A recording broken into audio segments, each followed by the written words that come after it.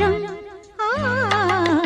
காலை நேர பூங்குயில் கவிதை பாடப் போகுது.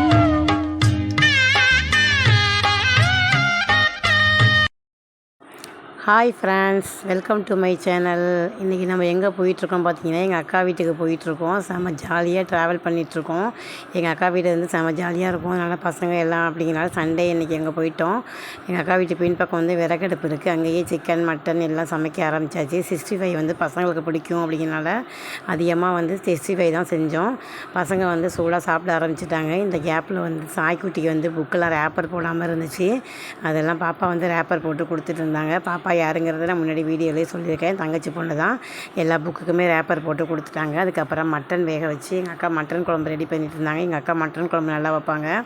மட்டன் ஃப்ரையும் மட்டன் குழம்பும் அதுக்கப்புறம் சிக்கன் 65 என்னென்னங்கிறத அடுத்து பார்ப்போம். அப்படியே விறகடுப்புலேயே சாதம் வடித்து அதையுமே ஒரு பாத்திரத்தில் எடுத்து வச்சாச்சு.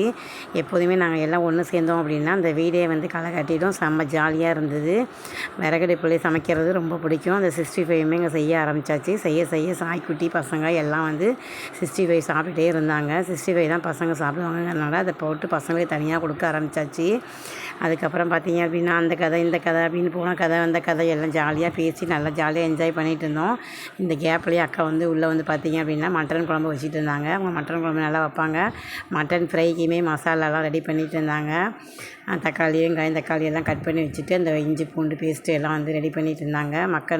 அக்கா வந்து மட்டன் செய்யல ஸ்பெஷலிஸ்ட்டு. மட்டன் ஃப்ரையும் ரெடி ஆகிடுச்சு. என்னென்ன ஐட்டம் ரெடி ஆகிடுச்சு அப்படிங்கிறத நம்ம சாப்பிட ரெடி ஆகிறதுக்கு முன்னாடி பார்க்கலாம். மாங்காய் முருங்கைக்காய் கேரட்லாம் போட்ட சாம்பார். அந்த சாம்பாருமே நல்லா டேஸ்ட்டாக இருந்துச்சு.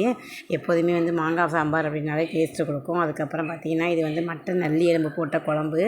அதுவுமே செம்ம டேஸ்ட்டாக இருந்தது மட்டன் குழம்பு. அதுக்கப்புறம் வந்து மட்டன் ஃப்ரை.